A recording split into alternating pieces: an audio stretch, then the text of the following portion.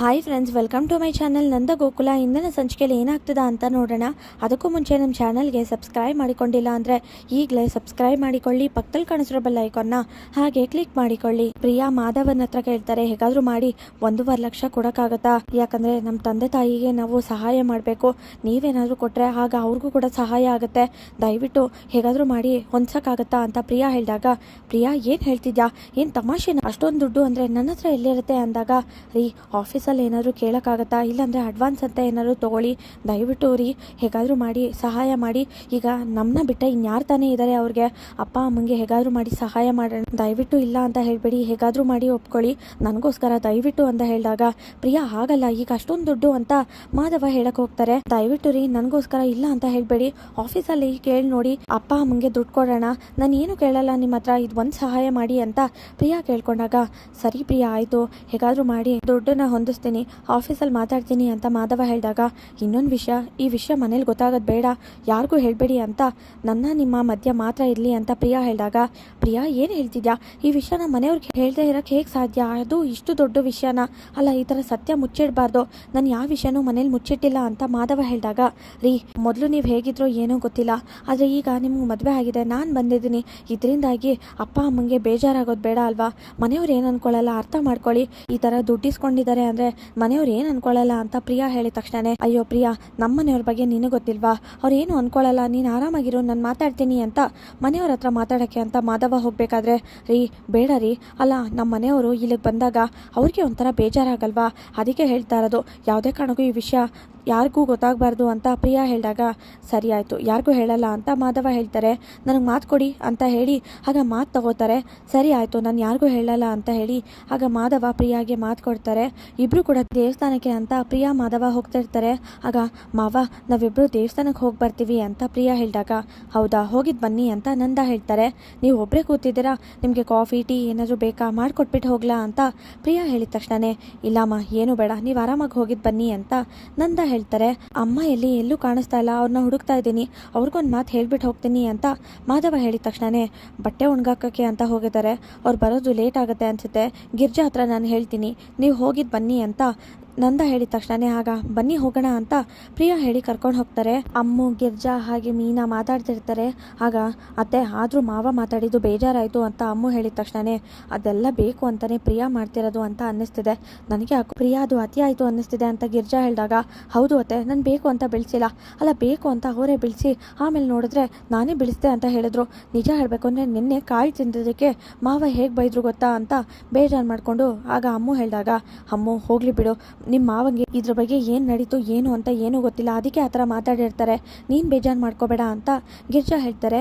ಹೌದು, ಇವತ್ತು ಬೆಳಗ್ಗೆ ನನಗೂ ಕೂಡ ಸ್ವೀಟ್ ತಿನ್ನಕ್ಕೆ ಹೇಳಿದ್ರು, ಆದರೆ ನಾನು ಬೆಳಗ್ಗೆ ಬೇಡ ನನಗೆ ಅಂತ ಹೇಳಿ ಹೇಗೋ ನಾನು ತಪ್ಪಿಸ್ಕೊಂಡೆ, ಆದರೆ ಅಮ್ಮು ಸಿಗಾಕೊಂಡ್ಲು ಅಂತ ಮೀನಾ ಹೇಳ್ತಿರ್ತಾರೆ. ಹೌದು, ಆದರೂ ಮನೇಲಿ ಏನೇನೋ ನಡೀತಿದೆ ಅಂತ ಗಿರ್ಜಾ ಹೇಳ್ತಾರೆ. ಮಾಧವ ಮತ್ತು ಪ್ರಿಯಾ ಹೊರಗೆ ಹೋಗ್ತಿರೋದನ್ನ ನೋಡಿ ಆಗ ಗಿರ್ಜಾ ಬೇಜಾರು ಮಾಡ್ಕೊಂಡಾಗ, ಅತ್ತೆ ನಾನೇನು ಬೇಜಾರು ಮಾಡ್ಕೊಂಡಿಲ್ಲ, ಹೋಗಲಿ ಬಿಡಿ, ನೀವು ಬೇಜಾರು ಮಾಡ್ಕೋಬೇಡಿ ಅಂತ ಆಗ ಅಮ್ಮು ಹೇಳಿದ ತಕ್ಷಣನೇ, ಹಾಗಲ್ಲ ಮಾಧವ ಮತ್ತು ಪ್ರಿಯಾ ಹೊರಗೆ ಹೋಗ್ತಿದ್ದಾರೆ, ಮಾಧವ ಇದುವರೆಗೂ ಇಷ್ಟು ವರ್ಷದಲ್ಲಿ ಯಾವತ್ತೂ ನನಗೆ ಹೇಳ್ದೆ ಹೊರಗೆ ಹೋಗಿಲ್ಲ, ಅಂಥದ್ರಲ್ಲಿ ಇದ್ದಕ್ಕಿದ್ದಾಗೆ ಹೊರಗೆ ಹೋಗ್ತಿದ್ದಾರೆ, ಅದು ನನಗೆ ಹೇಳ್ದೆ, ನನಗೊಂದು ಮಾತು ಹೇಳಲಿಲ್ಲ ಅಂತ ಗಿರ್ಜಾ ಹೇಳಿದಾಗ, ಅದು ಪ್ರಿಯಾ ಅವ್ರೇನೋ ದೇವಸ್ಥಾನಕ್ಕೆ ಹೋಗಬೇಕು ಅಂತಿದ್ರು, ಅಲ್ಲಿಗೆ ಹೋಗಿರಬೇಕು, ಹೋಗಲಿ ಬಿಡಿ ಅತ್ತೆ, ನೀವು ಬಟ್ಟೆ ಒಣಗಾಗ್ತಿದ್ರಲ್ಲ ಅದಕ್ಕೆ ನಿಮ್ಮನ್ನ ಹುಡುಕಿರ್ತಾರೆ ಹೇಳೋಕ್ಕೆ, ಆದರೆ ನೀವೆಲ್ಲೂ ಕಾಣಿಸಿಲ್ವಲ್ಲ ಅದಕ್ಕೆ ದೇವಸ್ಥಾನಕ್ಕೆ ಹೋಗ್ತಿರ್ತಾರೆ, ಹೋಗಲಿ ಬಿಡಿ, ಬೇಜಾರು ಮಾಡ್ಕೋಬೇಡಿ ಅಂತ ಮೀನಾ ಹೇಳಿದಾಗ, ಇಲ್ಲ ಮೀನಾ, ಈ ಪ್ರಿಯಾ ಬಂದಾಗಿಂದ ಎಲ್ಲ ಬದಲಾಗ್ತಾ ಇದೆ, ನನಗೆ ಯಾಕೋ ತುಂಬ ಬೇಜಾರಾಗ್ತಿದೆ, ಮಾಧವ ನಮ್ಮ ಕೈ ತಪ್ಪು ಹೋಗ್ತಿದ್ದಾನೆ, ಹಾಗೆ ನಮ್ಮನ್ನೆಲ್ಲ ಮರ್ತು ಹೋಗ್ತಿದ್ದಾನೆ ಅಂತ ಅನ್ನಿಸ್ತಿದೆ ಅಂತ ಬೇಜಾರು ಮಾಡ್ಕೊಂಡು ಗಿರ್ಜಾ ಹೇಳ್ತಾರೆ.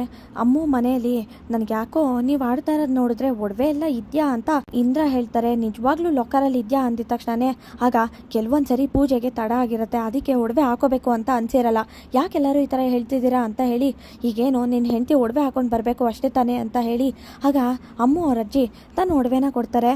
ಆಗ ಈಗ ಸಮಾಧಾನನ, ಆದರೂ ನಿಜ ಹೇಳಬೇಕು ಅಂದರೆ ಹೆಂಡತಿ ಮೇಲೆ ಇಷ್ಟೆಲ್ಲ ಪ್ರೀತಿ ಇದೆ ಸೂರ್ಯಕಾಂತ ನಿನಗೆ ಅಂತ ಅಮ್ಮು ಅವ್ರ ಅಜ್ಜಿ ಹೇಳಿದಾಗ, ಅದಕ್ಕಿಂತ ಹೆಚ್ಚಾಗಿ ನೋಡ್ದವ್ರು ಏನು ಅನ್ಕೊಳ್ಳಲ್ಲ, ನಾವು ಈ ಥರ ಹೋದ್ರೆ ಒಡವೆನ ಕೊಟ್ಟಿಲ್ಲ ಅಂತ ಅನ್ಕೊಳ್ಳಲ್ವಾ, ಅದಕ್ಕೆ ನಾನು ಹೇಳಿದ್ದು ಅಂತ ಸೂರ್ಯಕಾಂತ್ ಹೇಳಿದಾಗ, ಸರಿ ಆಯಿತು, ಈಗ ನಾನು ಒಡವೆ ಕೊಟ್ಟಿದ್ದೀನಲ್ಲ, ಈಗ ನಿನ್ನ ಹೆಂಡತಿ ಒಡವೆನ ಹಾಕೊಂಡಿದ್ದಾರೆ, ಈಗಲಾದರೂ ಹೋಗೋಣ, ಸಮಯ ಆಗ್ತಿದೆ ಪೂಜೆಗೆ ಅಂತ ಅಜ್ಜಿ ಹೇಳಿದಾಗ, ಆಗ ಅಮ್ಮು ಮನೆಯವರೆಲ್ಲರೂ ಕೂಡ ದೇವಸ್ಥಾನಕ್ಕೆ ಪೂಜೆಗೆ ಅಂತ ಹೋಗ್ತಾರೆ. ನಂದ ಅವರು ಲೆಕ್ಕ ಬರೀತಾ ಇರ್ತಾರೆ. ಆಗ ಪ್ರಿಯಾ ಬಂದು, ಮಾವ ಇದೆಲ್ಲ ನಮ್ಮ ಅಂಗಡಿ ಲೆಕ್ಕಾಚಾರನ ಅಂತ ಹೇಳಿದಾಗ, ಹೌದಮ್ಮ ಪ್ರಿಯಾ ಅಂತ ನಂದ ಹೇಳ್ತಾರೆ.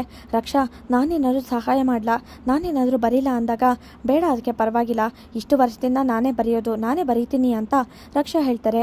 ಅಲ್ಲ, ನಿನ್ನ ಕೈಗೆ ಪೆಟ್ಟಾಗಿದೆ ಅಲ್ವಾ, ಅದಕ್ಕೆ ನಾನೇನಾದ್ರು ಸಹಾಯ ಮಾಡಲಾ ಅಂತ ಪ್ರಿಯಾ ಹೇಳಿದಾಗ ಪರವಾಗಿಲ್ಲ ಅದಕ್ಕೆ ನಾನು ಬರೀತೀನಿ ಅಂತ ರಕ್ಷಾ ಹೇಳ್ತಾರೆ.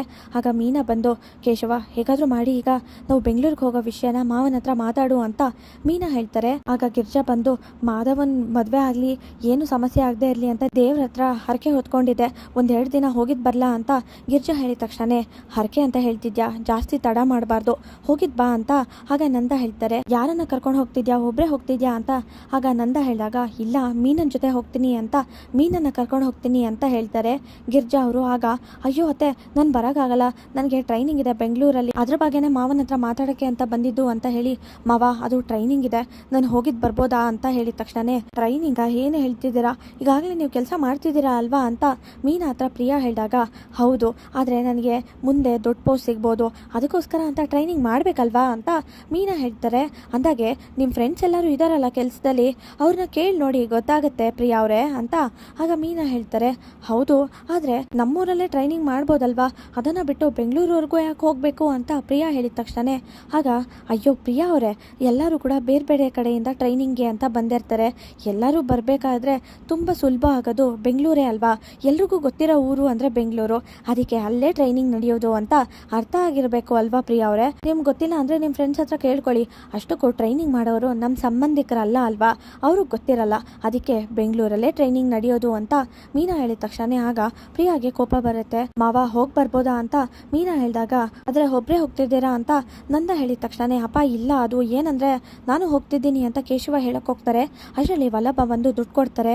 ಏನಿದು ಗಿರ್ಜಾ ಅಂತ ಹೇಳಿದಾಗ ಇದು ನನ್ನ ಮತ್ತೆ ನನ್ನ ಹೆಂಡತಿ ಖರ್ಚು, ಈ ಮನೇಲಿ ಪ್ರತಿ ತಿಂಗಳು ಎಷ್ಟಾಗುತ್ತೋ ಅಷ್ಟು ಕೊಡ್ತಾ ಇದ್ದೀನಿ, 6,000 ಇದೆ ಅಂತ ವಲ್ಲಭ ಹೇಳಿದ ತಕ್ಷಣ ಗಿರ್ಜಾ ಏನಾಗ್ತಿದೆ ಇಲ್ಲಿ, ಅಲ್ಲ ಇಷ್ಟು ವರ್ಷ ಇವ್ರು ದುಡ್ಡು ಕೊಡ್ತಿದ್ರಾ, ಇವ್ರ ಹತ್ರ ದುಡ್ಡು ತಗೊಂಡೆ ನನ್ನ ಮನೆ ನಡೆಸ್ತಿದ್ನಾ, ಏನಾಗಿದೆ ಇದಕ್ಕಿದಾಗೆ ಅಂತ ಕೋಪ ಮಾಡಿಕೊಂಡು ನಂದ ಹೇಳ್ತಾರೆ.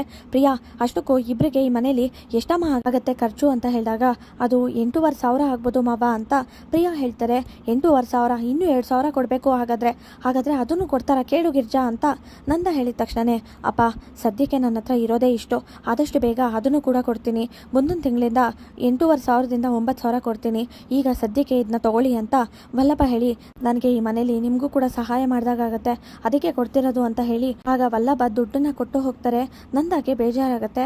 ಆಗ ವಲ್ಲಭ ಏನು ತುಂಬ ದೊಡ್ಡ ಮನುಷ್ಯ ಆಗ್ಬಿಟ್ಟಿದ್ಯಾ, ಅಲ್ಲ ನೀನು ದುಡಿತಿರ್ಬೋದು, ಹಾಗಂತ ನಿಮ್ಮ ತಂದೆ ಹತ್ರ ಬಂದು ಈ ಥರ ದುಡ್ಡು ಕೊಡೋದು ಎಷ್ಟು ಸರಿ, ಏನು ಅನ್ಕೊಂಡಿದ್ಯಾ ನೀನು ಅಂತ ಗಿರ್ಜಾ ಹೇಳಿದಾಗ ಅಮ್ಮ ಯಾಕೆ ಈ ಥರ ಹೇಳ್ತಿದ್ಯಾ, ನನಗೂ ಕೂಡ ಸ್ವಾಭಿಮಾನ ಇದೆ, ಅಷ್ಟಕ್ಕೂ ನಾನು ದುಡ್ಡು ಕೊಟ್ಟಿದ್ದು ಅಪ್ಪಂಗೂ ಸಹಾಯ ಆಗಲಿ ಅಂತ ನೀನು ಏನೇನೋ ಅನ್ಕೋಬೇಡ ಅಂತ ವಲ್ಲಭ ಹೇಳಿದಾಗ ಆದರೂ ಕೂಡ ಅವರು ನಿನ್ನ ಮೇಲೆ ಎಷ್ಟೇ ಕೋಪ ಮಾಡ್ಕೊಂಡಿರ್ಬೋದು, ಏನೇ ಮಾತಾಡ್ಬೋದು, ಆದರೆ ನೀನು ಈ ಥರ ದುಡ್ಡು ಕೊಟ್ಟಿರೋದ್ರಿಂದ ಅವ್ರ ಮನಸ್ಸಿಗೆ ಎಷ್ಟು ಬೇಜಾರಾಗಿರುತ್ತೆ ಗೊತ್ತಾ ಅಂತ ಗಿರ್ಜಾ ಹೇಳಿದಾಗ ಹೌದು ಅಮ್ಮ, ಹಾಗಂತ ಈ ಮನೇಲಿ ಯಾರೇ ಏನೇ ಹೇಳಿದ್ರು ಕೂಡ ಅದನ್ನ ನೋಡಿಕೊಂಡು ಸುಮ್ಮನೆ ಇರೋಕ್ಕಾಗತ್ತಾ, ನನಗೂ ಕೂಡ ಸ್ವಾಭಿಮಾನ ಇದೆ, ಈಗ ಅಮ್ಮನ ನಾನು ಮದುವೆ ಆಗಿ ಬಂದಿದ್ದೀನಿ, ಹಾಗಂತ ನಮ್ಮಿಬ್ಬರು ಮದುವೆ ಯಾವ ಪರಿಸ್ಥಿತಿಯಲ್ಲಿ ಬೇಕಾದರೂ ಆಗಿರ್ಬೋದು, ಆದರೆ ಅಮ್ಮಗೆ ನಾನು ತಾಳಿ ಕಟ್ಟಿದ್ದೀನಿ ಅಂದಮೇಲೆ ಅಮ್ಮು ನನ್ನ ಹೆಂಡತಿ, ಅಮೂಲ್ಯನಿಗೆ ಅವಮಾನ ಆದರೆ, ಅಮೂಲ್ಯನ ನೋವಾದರೆ ನನಗೂ ಕೂಡ ಅವಮಾನ ಆದಾಗೆ, ನನಗೂ ಕೂಡ ಬೇಜಾರಾದಾಗೆ, ನೋವಾದಾಗೆ, ಅದಕ್ಕೆ ಅಂತಲೇ ಅಮೂಲ್ಯ ಹಿಂಗೆ ಮಾತಾಡಿದ್ದು ನಂಗೆ ಇಷ್ಟ ಆಗಲಿಲ್ಲ, ಅದಕ್ಕೆ ಈ ದುಡ್ಡನ್ನು ತಂದುಕೊಟ್ಟಿದ್ದು ಅಂತ ಆಗ ವಲ್ಲಭ ಹೇಳಿದ ತಕ್ಷಣ ಆಗ ಗಿರ್ಜನ್ಗೆ ಅಮೂಲ್ಯ ನನ್ನ ಹೆಂಡತಿ ಅಂತ ವಲ್ಲಭ ಹೇಳಿದ್ದು ತುಂಬಾ ಖುಷಿ ಆಗುತ್ತೆ.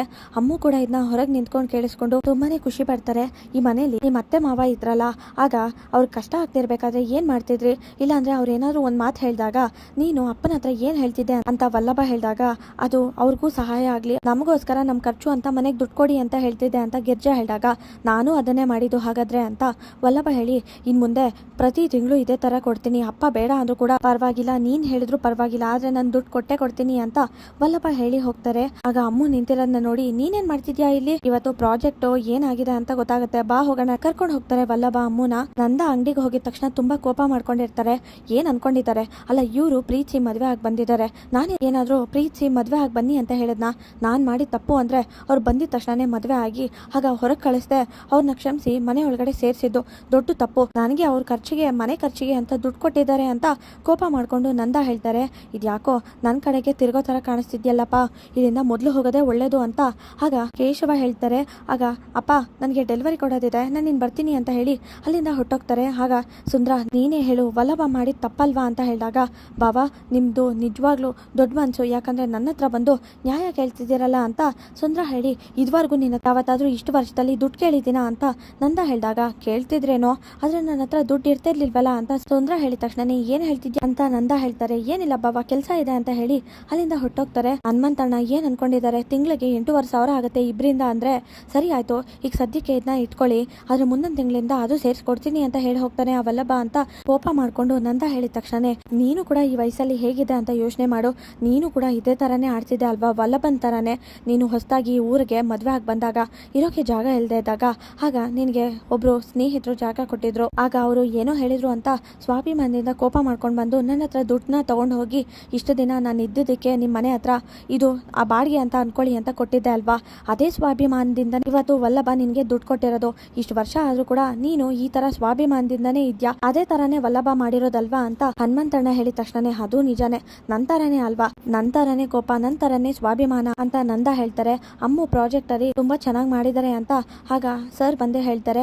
ಅವರೇ ಮೊದಲು ಬಂದಿರೋದು ಎಲ್ಲರಿಗಿಂತ ಅಂತ ಹೇಳಿದ ತಕ್ಷಣ ತುಂಬಾನೇ ಖುಷಿ ಆಗುತ್ತೆ. ಆಗ ಹೌದು, ಆದ್ರೆ ಅದಕ್ಕಿಂತ ಇನ್ನೂ ಒಂದ್ ಕೆಲಸ ಬಾಕಿ ಇದೆ ಅಂತ ಆಗ ತಪ್ಪಾಗಿ ನಡ್ಕೊಂಡಿರೋಂಥವ್ರನ್ನ ಕರ್ಕೊಂಡ್ ಬರ್ತಾರೆ ವಲ್ಲಭ. ಸರ್ ಮಾಡಿರೋದು ಎಲ್ಲ ವಿಷಯನೂ ಹೇಳ್ತಾರೆ ವಲ್ಲಭ ಎಲ್ಲರ ಮುಂದೆನು. ಅಮ್ಮು ಲ್ಯಾಪ್ಟಾಪ್ ಆನ್ ಆಗದೆ ಇರೋದಕ್ಕೆ ಕಾರಣ ಇವರೇ ಅಂತ ವಲ್ಲಭ ಹೇಳ್ತಾರೆ. ಮಾಧವ ಪ್ರಿಯಾಗೆ ಮಾತು ಕೊಡ್ತಾರೆ, ದುಡ್ಡು ಕೊಡ್ತೀನಿ ಅಂತ. ಅಮೂಲ್ಯ ನನ್ನ ಹೆಂಡತಿ ಅಂತ ವಲ್ಲಭ ಹೇಳ್ತಾರೆ. ಇಂದಿನ ಸಂಚಿಕೆ ಮುಕ್ತಾಯವಾಗಿದೆ. ಈ ವಿಡಿಯೋ ಇಷ್ಟವಾಗಿದೆ ಲೈಕ್ ಮಾಡಿ, ಶೇರ್ ಮಾಡಿ, ಕಮೆಂಟ್ ಮಾಡಿ. ಹಾಗೆ ನಮ್ಮ ಚಾನಲ್ಗೆ ಸಬ್ಸ್ಕ್ರೈಬ್ ಮಾಡಿಲ್ಲ ಅಂದ್ರೆ ಸಬ್ಸ್ಕ್ರೈಬ್ ಮಾಡಿ, ಪಕ್ಕದಲ್ಲಿ ಕಾಣಿಸಿರೋ ಬೆಲ್ ಐಕಾನ್ನ ಹಾಗೆ ಕ್ಲಿಕ್ ಮಾಡಿ. Thank you.